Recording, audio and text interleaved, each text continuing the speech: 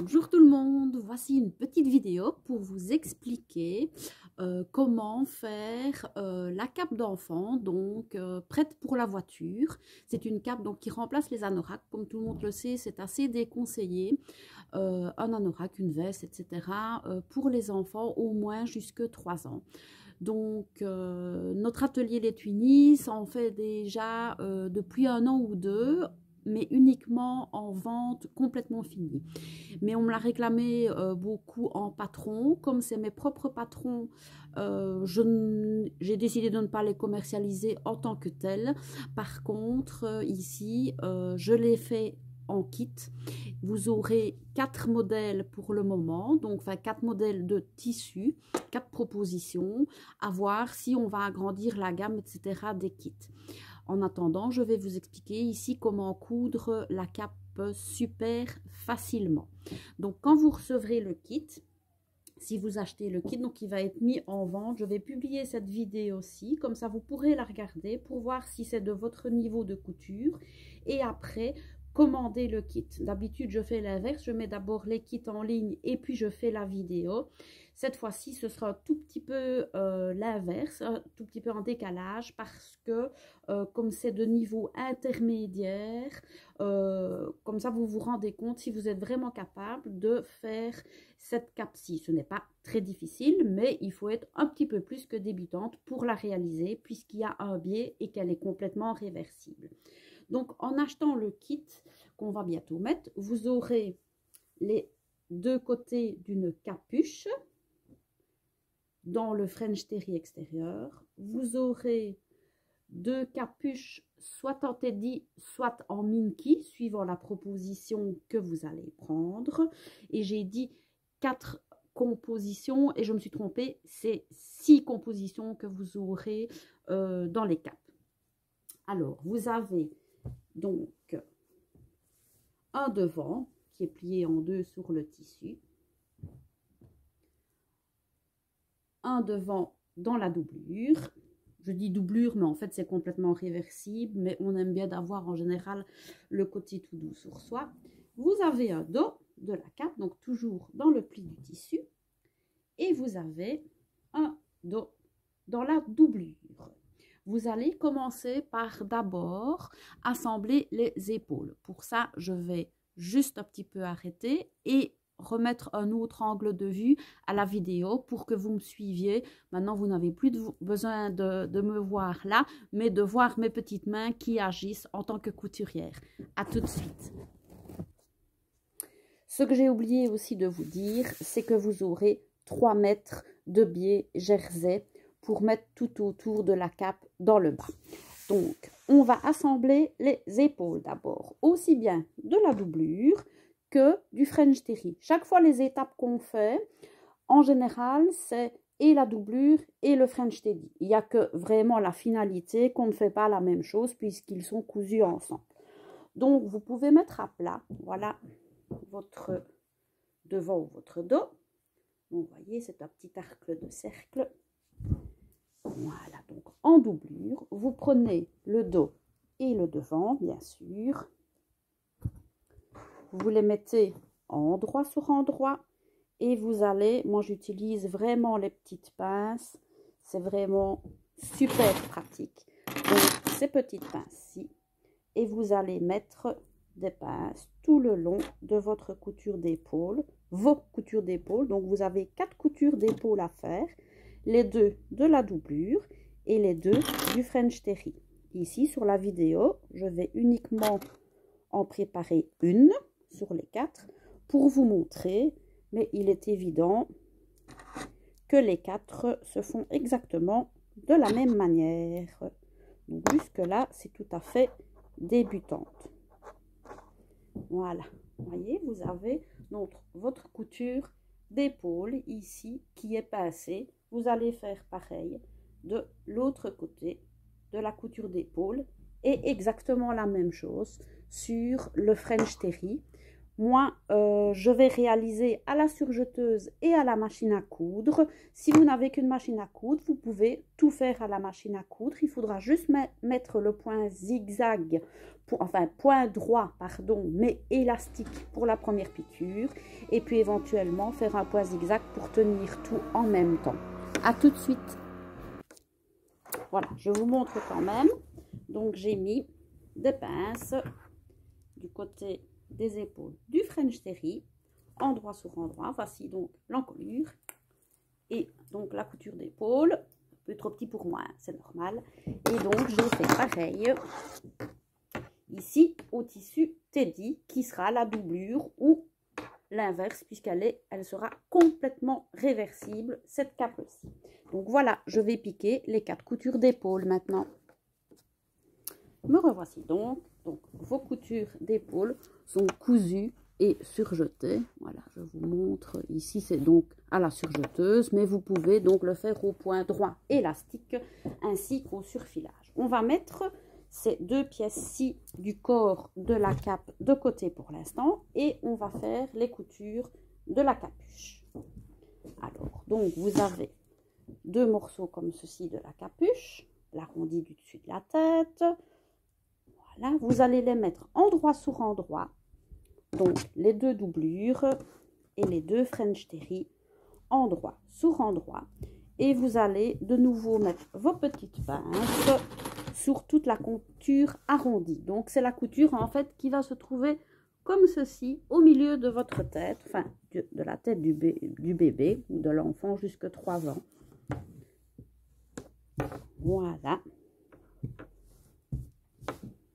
Donc vous allez mettre tout du côté arrondi vos petites pinces. Je vous mets sur le French Terry et vous ferez pareil exactement sur le côté intérieur tout doux ou le côté réversible, puisque je le rappelle, elle est complètement réversible et vous pouvez la mettre soit du côté à dessin, soit du côté tout doux.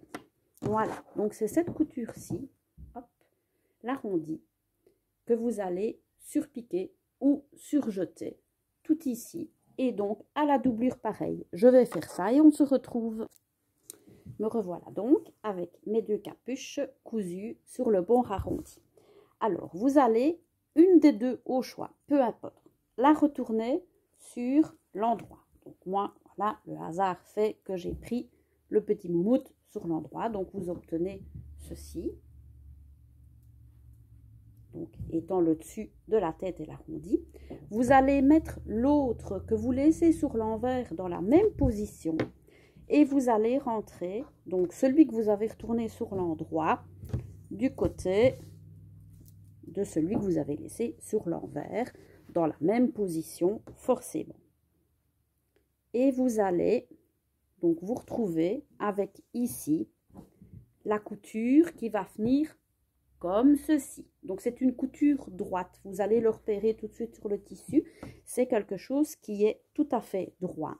Vous allez de nouveau mettre des petites épingles ou des petites pinces tout le long de cette couture droite.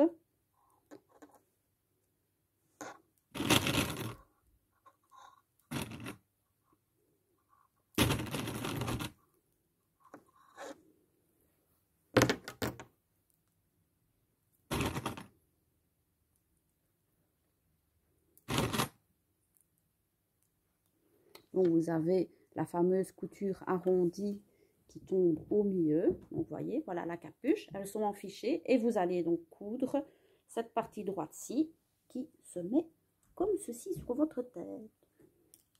Voilà, et alors vous allez faire cette couture-là.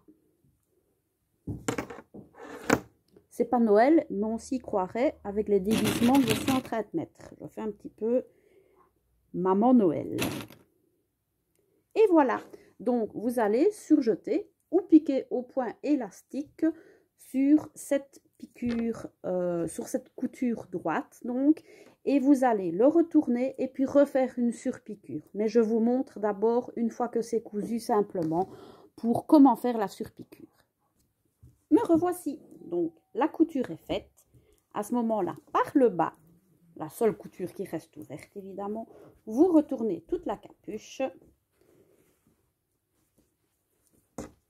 Et vous allez obtenir, c'est presque un tour de magie que je suis en train de faire ici. Voilà, une capuche extérieure, donc arrondie comme ça, et exactement la même chose à l'intérieur. Donc ça, c'est notre couture droite qu'on vient de faire. Et alors moi, je m'approche un petit peu ici. Voilà, avec mes doigts, je fais rouler comme ceci la couture. Vous mettez de nouveau des épingles ou des petites pinces.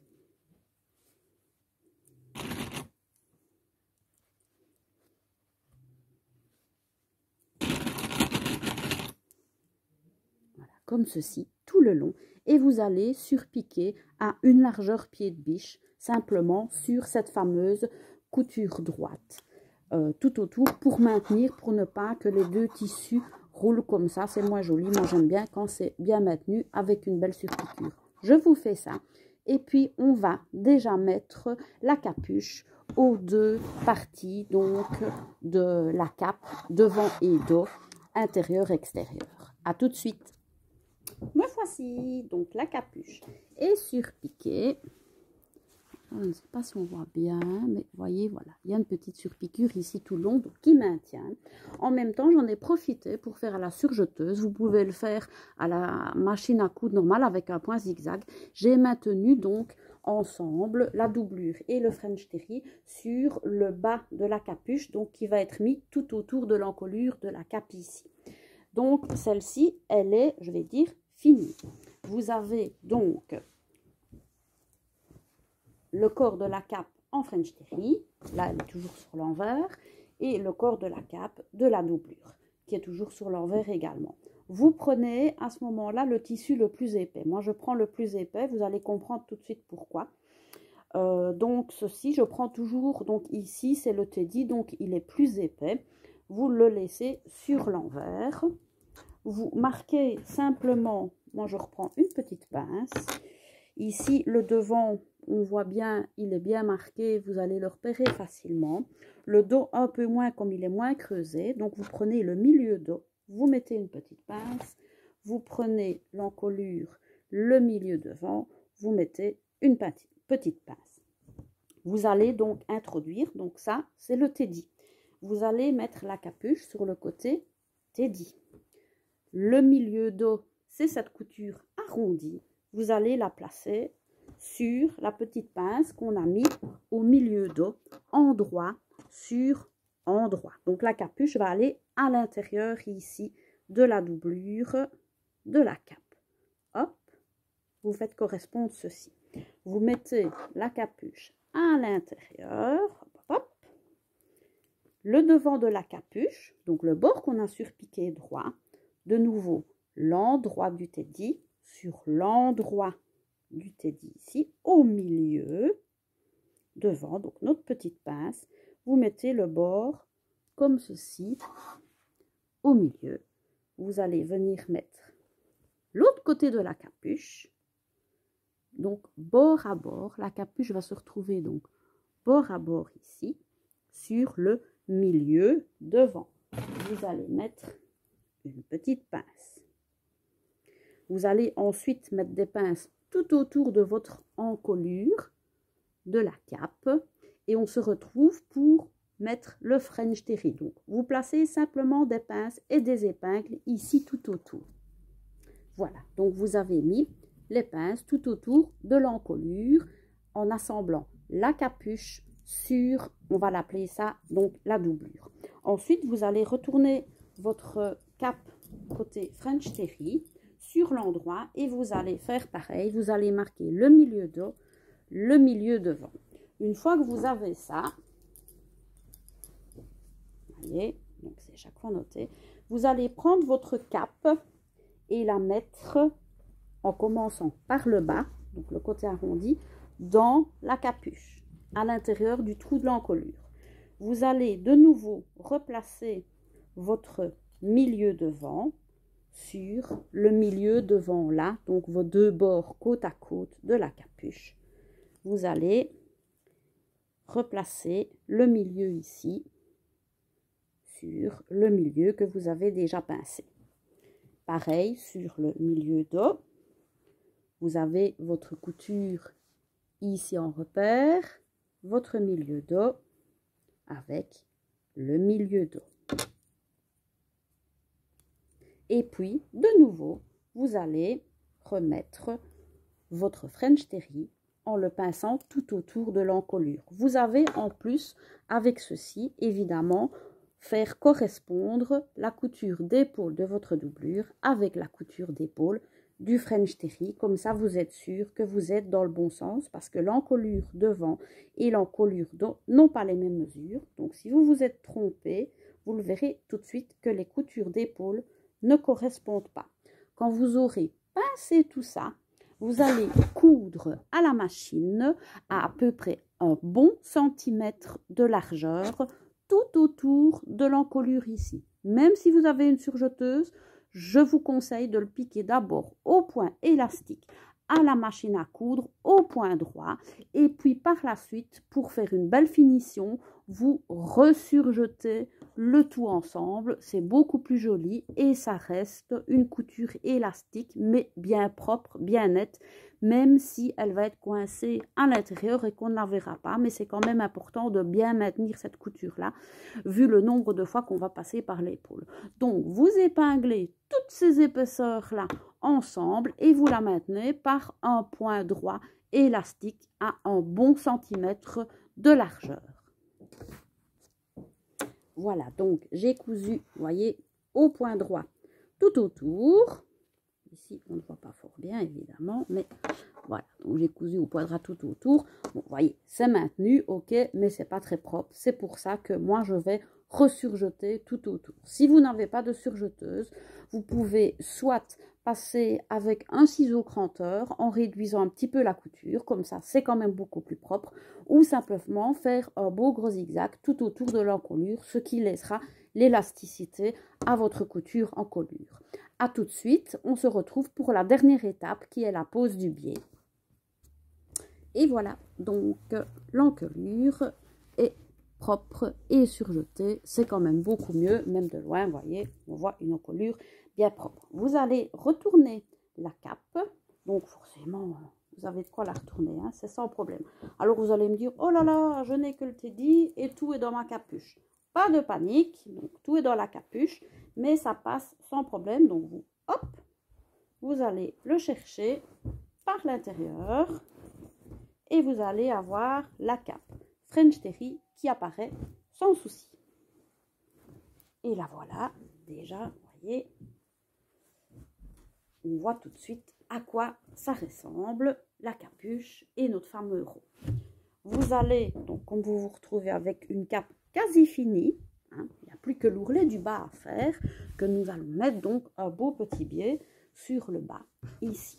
Vous allez vous retrouver donc avec l'envers de la doublure sur l'envers du French Terry.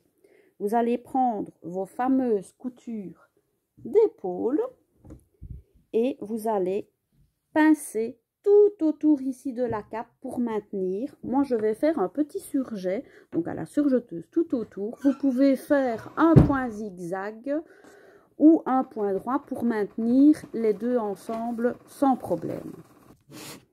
Donc voilà, je démarre d'une couture épaule, couture sur couture, hop, je mets une petite pince. Moi, je vais de l'autre côté, qui est loin, hein, qui est à peu près à 1,50 m, couture sur couture, une petite pince. Et vous allez maintenir donc envers sur envers, tout autour, cette cape sur les 3 mètres d'envergure du bas. Comme ça, nos petits bouts de chou auront bien chaud et tout ira bien. Donc, vous mettez pour maintenir. Moi, je vais surjeter, donc vous pouvez surjeter, faire une piqûre droite, faufiler, peu importe, pour que ces deux épaisseurs-ci tiennent vraiment super bien ensemble. Et on se retrouve pour la pose du biais. Voilà, donc je vous ai fait un beau petit surfilage qui tient tout. Alors, petite astuce, si vous avez une surjeteuse, vous coupez votre fil d'aiguille gauche. Comme ça, vous avez un surjet plus petit et il ne risquera pas de se voir quand vous allez poser le biais. Si vous faites un surjet, donc un point zigzag à la machine, vous le mettez pas trop grand, comme ça, de nouveau, on ne risque pas de voir ce point-là dépasser par rapport au biais. Maintenant, je vous emmène à ma piqueuse plate, donc une machine qui pique uniquement au point droit parce que c'est une industrielle. Donc, je vous emmène près de ma machine qui équivaut à la vôtre machine une machine normale. Donc, qui fait le point droit, le point zigzag, etc. Allons-y ensemble pour la dernière étape. Nous revoici pour la dernière étape. Donc, nous allons procéder à la pose du biais. Pour ceci, je le pose d'abord en 2 étapes et je commence par le placer sur le côté intérieur logique de la cape. Donc, en général, sur le côté Minky ou sur le côté Teddy. Donc, vous allez prendre votre cape avec le Teddy vers vous, peu importe où vous allez commencer le biais parce que nous allons faire une finition au top. Comme d'habitude, on va essayer de vous montrer ça au mieux. Donc, vous prenez votre biais ici et vous le mettez donc contre le bord de la cape ici. Hop, hop, je me mets contre le bord, voilà, de la cape ici. Vous l'ouvrez et vous avez évidemment un petit pli ici qui est marqué à l'intérieur de votre biais. Nous allons donc piquer sur ce petit pli-ci tout autour. Mais vous n'allez pas commencer tout au début du biais. Donc, vous allez laisser à peu près 5 cm avant de commencer à piquer. Voilà, donc simplement au point droit, le bord de votre biais, une fois qu'il est ouvert de ce côté-là, contre le bord de la cape, vous allez faire une petite marche arrière en commençant et vous allez piquer donc tout autour comme ça de votre cape. En maintenant le biais, c'est un biais jersey, donc il ne faut pas le tirer comme ceci, il ne faut pas lui faire des fronces, il faut simplement le maintenir pour qu'il suive correctement le bord de votre cape. Et on se retrouve quand on est presque à la fin de notre tour. Je vais vous montrer comment faire une finition au top. Voilà, donc j'ai fait 3 mètres de biais, ou à peu près. Donc vous vous arrêtez 10 cm avant le début de votre premier point, ici à la musique. Moi je fais aussi une petite marche arrière, petite marche avant. Vous enlevez ceci. Et vous vous retrouvez donc avec le reste du biais. Vous n'en aurez pas autant que moi. Moi, j'ai pris le rouleau tout de suite. Hein. Ici, évidemment, vous vous retrouvez avec un plus petit biais que moi. Alors, pour savoir prendre ces mesures, vous allez mettre le premier que vous avez piqué à plat, comme ceci. Vous allez faire chevaucher celui par lequel vous avez terminé. Alors, ici, ils viennent bord à bord. Évidemment, on ne va pas couper là, parce qu'on va lui faire une couture. Donc, on va compter 2 fois la largeur d'un pied de biche. 1 fois, 2 fois. Vous allez prendre ce repère-ci et vous allez couper votre biais à ce repère-ci. Quand vous avez coupé le biais, vous vous retrouvez, voilà, avec deux morceaux qui ne tiennent pas ici. Vous allez les mettre endroit sur endroit en ouvrant complètement le biais. Ici. Voilà, donc le biais est complètement ouvert et vous allez le mettre donc endroit sur endroit et vous allez coudre ces 2 biais-ci à une largeur pied de biche de votre machine, donc que vous avez prévu avant de couper. Donc endroit sur endroit, une largeur pied de biche, point droit ou point élastique, peu importe.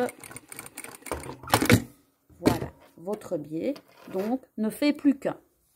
Vous allez reprendre et ouvrir dans votre première petite rigole de biais ici. Et vous allez terminer votre couture dans la rigole tout autour de votre cercle. Voilà, vous ouvrez bien la couture du biais pour ne pas faire 36 épaisseurs. Hop, et nous voilà de l'autre côté. Voilà la première piqûre du biais fixée tout autour, donc ici, de la doublure.